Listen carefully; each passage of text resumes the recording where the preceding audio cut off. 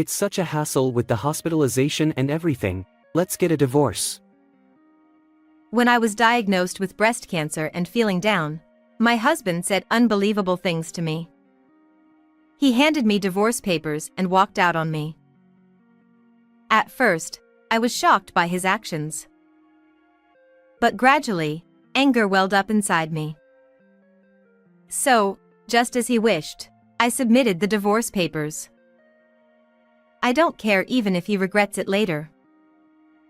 A week later, he, looking as white as a sheet, showed up at my door with a wad of cash. Truly adorable. Hey, it's Mommy. It was 6 years ago when I gave birth to our daughter, Nadia, at the age of 27. My husband, George, who was present at the birth, shed tears of joy. We spent our days feeling peaceful happiness, but that happiness didn't last long. Eventually, I realized that George only doted on our daughter when it was convenient for him. Stop being so noisy. Do something about it. Looking at Nadia, who wouldn't stop crying, my husband tooted loudly. When I first met him, I was drawn to his easygoing and genuine personality, but he couldn't stand anything disrupting his own pace. Whenever our daughter, who was still a baby at the time, started fussing while he was enjoying things like video games, his mood would instantly sour. Nadia, go over there, okay? I knew his personality. I would often try to move away from him when Nadia was upset, or I would try my best to soothe her, but dealing with a baby isn't always straightforward. Hey, you're the mother, why can't you keep her quiet? Despite my efforts, George would completely disregard such moments and blame me. But then, when he was in a good mood, Nadia, come to Daddy. I'll hold you. He called Nadia in a silky voice. But Nadia, with a face that looked like she was about to burst into tears, reached out for me instead. It was as if she knew that her father's affection was fickle. What's wrong with her? Mary, maybe it's your bad parenting. With those bitter words, George stomped heavily on the floor and stormed out of the room. Because he was like that, as our daughter grew older, she started to watch his face and became hesitant to approach him. I never had raised a child and I felt lost. Although I wanted to talk to my own mother about it, my family lived far away, so I confided my worry to my mother-in-law, who lived nearby, instead. She had gone through a divorce when my husband was still in elementary school and had raised him and his sister by herself, making her a resilient woman who had faced many challenges. Since George and I had been together since college, I had known my mother-in-law since then, and she had always treated me kindly. She still works and even holds a high-ranking position at her company. She worried about me and started visiting our house regularly to check on us, despite her busy schedule. My husband also held his mother in high regard, and he would obediently listen to her words.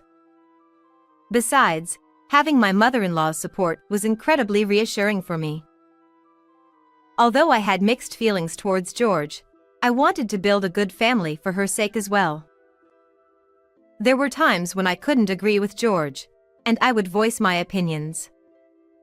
However, I often swallowed my frustrations, knowing that if I just endured, things would eventually settle down, and I continued to live with him. After a year of maternity leave, I returned to work, and my days became truly hectic. Wow, it was really busy today. You're being dramatic over a little work. You earn less than I do. Whenever I showed even the slightest sign of fatigue from balancing work, household chores, and childcare, my husband would make a disgusted face. My mom managed both housework and work just fine. You should learn from her. My husband said this with a smirk, as if mocking me. He probably meant it as a jab. However, as someone who respected her as a fellow woman, I took his words to heart and used them to motivate myself.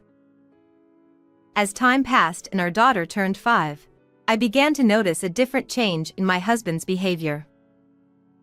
He started coming home late or staying overnight at hotels near his workplace due to his busy schedule. One day, while my husband was in the shower, I went into the laundry room to put away some towels I had washed. That's when I noticed a notification on his phone, which he had left on top of his clothes, and I glanced at it casually. Then, on his phone's screen, a WhatsApp message from someone named Jackie popped up. "Can't wait to see you soon." What is this? At that moment, I was convinced that George was cheating on me. Despite having such a husband, the shock was immense because I had believed in him. But at the same time, a surge of anger welled up inside me. What was all this time when I trusted him?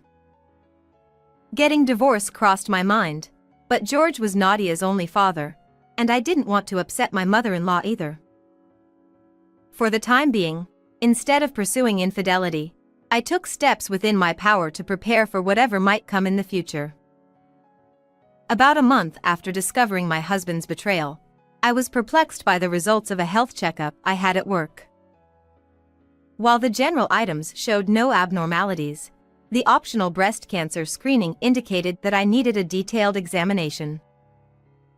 Thinking it must be a mistake, I decided to get a re-examination at a specialized hospital just in case. It's okay, it's okay. They'll surely say there's nothing wrong. However, my hopes were shattered when the doctor informed me that I had breast cancer. After receiving a detailed explanation from the attending physician, the shock was so overwhelming that I listened as if it were happening to someone else. Leaving the examination room, I sat on a sofa in the waiting area, unable to move, feeling numb. Thoughts about the future raced through my mind in a whirlwind of emotions. Mommy. At that moment, it felt like I heard my daughter Nadia's voice. That's right. I can't leave her behind. I have to stay positive. I snapped out of it and resolved to undergo appropriate treatment, determined to overcome the illness for the sake of my young daughter. Feeling that I needed my husband's cooperation and understanding, I gathered my courage that evening and decided to talk to him about it. Cancer? That's serious. What are you going to do? Yeah, I think treatment will start soon. But... Oh, okay. I don't want to get all emotional about it. Let me think for a bit. With that, my husband quickly went to bed without even properly listening to what I had to say. Overwhelmed by anxiety and feeling like I was being crushed, tears welled up in me at George's complete lack of concern or comforting words. For her sake, I won't give up, no matter what. As I looked at my daughter sleeping peacefully in the bedroom, I found strength once again. I'm busy at work. The next day, my husband didn't come home. However, the day after that, he returned home after Nadia had gone to bed, seeming strangely cheerful. He proudly waved a piece of paper in front of me. It's such a hassle with the hospitalization and everything. Let's get a divorce. What? Sooner or later, you're going to die anyway. What's the problem with splitting up beforehand? Just put Nadia into some facility or something, okay? He ranted on unilaterally. That's that. Take care. And with that, he left the house, taking only the necessary belongings. At that point, I was beyond anger, just utterly dumbfounded. What? What's with that attitude? Well, whatever, I'll just submit them anyway. Since I became convinced of my husband's infidelity, I had already lost any affection or expectations towards him. So, I decided to go along with George's wishes. I don't care even if he regrets it later. a husband who doesn't bother to listen to others and doesn't care about his wife's well-being. Moreover, he has no regard for our daughter and only thinks about himself. I don't need a partner like that, and I can't possibly forgive him. The next day, I promptly went to the city hall to submit the divorce papers. On my way back, I visited someone. A week later, I received a message from my husband on my phone. "I'm sorry. I want to talk." Well, here it comes.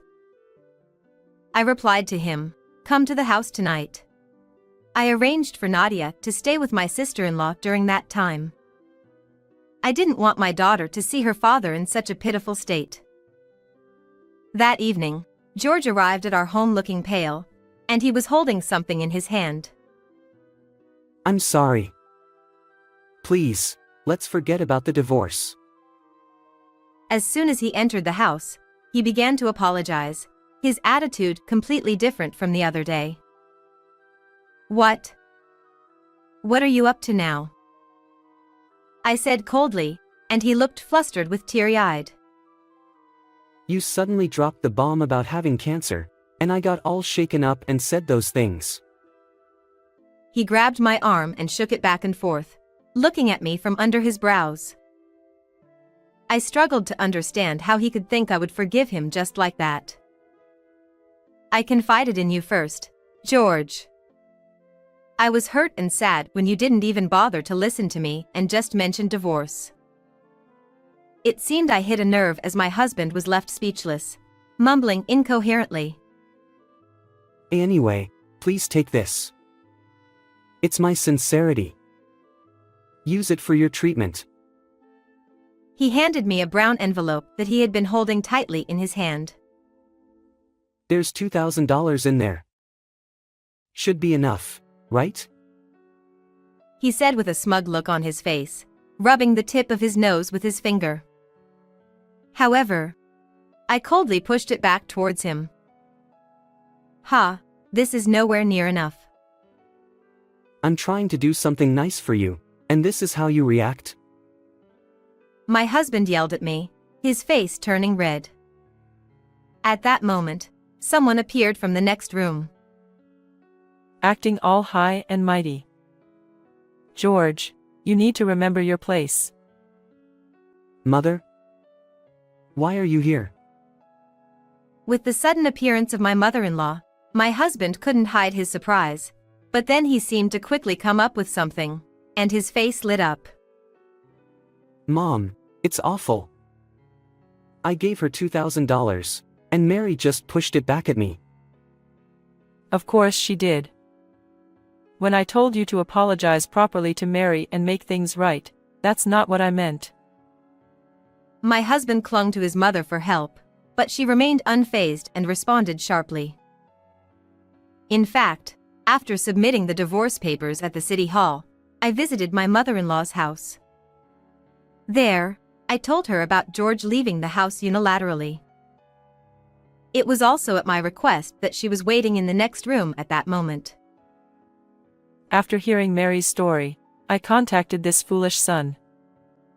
I told him to make amends like a real man.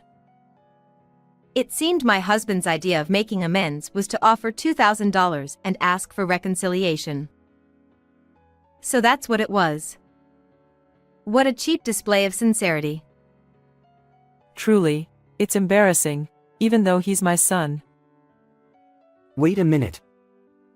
Mom, whose side are you on, me or Mary? I'm your son. My husband tried pathetically to win his mother's support. Then, I decided to play my next card.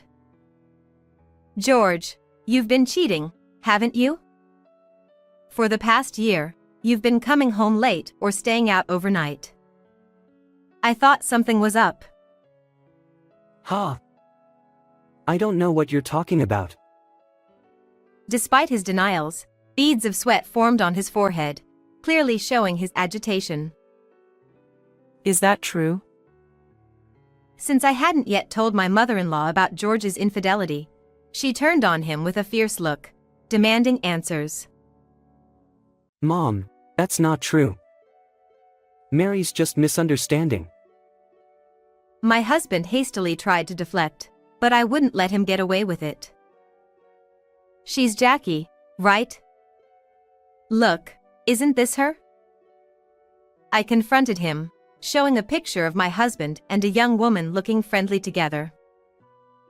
Of course, I made sure my mother-in-law saw it too. When I became convinced of my husband's infidelity, I searched George's social media and found a woman named Jackie who often commented on his posts. Then, I looked into Jackie's social media and found many photos that seemed to be dates with my husband. Although George's face was hidden, he was wearing his favorite limited edition watch, so it was obvious that was him. Even when his mistress's name was mentioned, my husband was speechless. Do you know how much I suffered because of your father's infidelity? I've told you countless times not to do anything that would betray Mary. My mother-in-law glared at my husband with a face scarier than a demon's. I just acted on impulse. I'll break up with her right away. I'm cutting ties with a child like you. As long as I have my granddaughter and Mary, I'm fine. Mom, please calm down. George looked even paler than when he arrived at the house. I had hoped that revealing his infidelity to my mother-in-law and having her give him a piece of her mind would be enough, but her declaration of cutting ties was unexpected. My husband often said, My mom's a company executive, so she's rich. If anything happens, we can rely on her. and had been counting on my mother-in-law financially. Mary, I'll break up with the other woman. Please help me reconcile with Mom. I'm begging you. Don't be ridiculous. When I scolded my husband as he pleaded, he flinched for a moment but then stubbornly clung to my hands. Please, don't say that. The divorce papers have already been filed, and my mind is made up. You said that $2,000 was your gesture of sincerity, but you're missing a zero. Ha! As I pushed my husband away and said that, he looked bewildered. I'll demand $20,000 in compensation, so make sure to settle properly. That's impossible. My husband, finally understanding the situation, looked more pathetic than I had ever seen him before, utterly stunned. Oh, by the way, fortunately, my breast cancer is in the early stage, so with proper treatment, full recovery is expected. When I piled on after that, my husband slumped down right there, completely defeated. Since then, as promised, I demanded $20,000 in compensation and $500 a month in child support from my husband. George apparently got dumped by his affair partner shortly after that and is now living alone in a small apartment. He's been going to my mother-in-law's house repeatedly, pleading for forgiveness, but she has steadfastly refused to accept him back. I've completed my treatment and things are going well. While I was at the hospital, my mother-in-law took care of Nadia, supporting us both mentally and physically. Nadia has grown quite fond of her, and she's full of energy. I want to express my gratitude to my mother-in-law and continue to spend each day with Nadia, filled with smiles.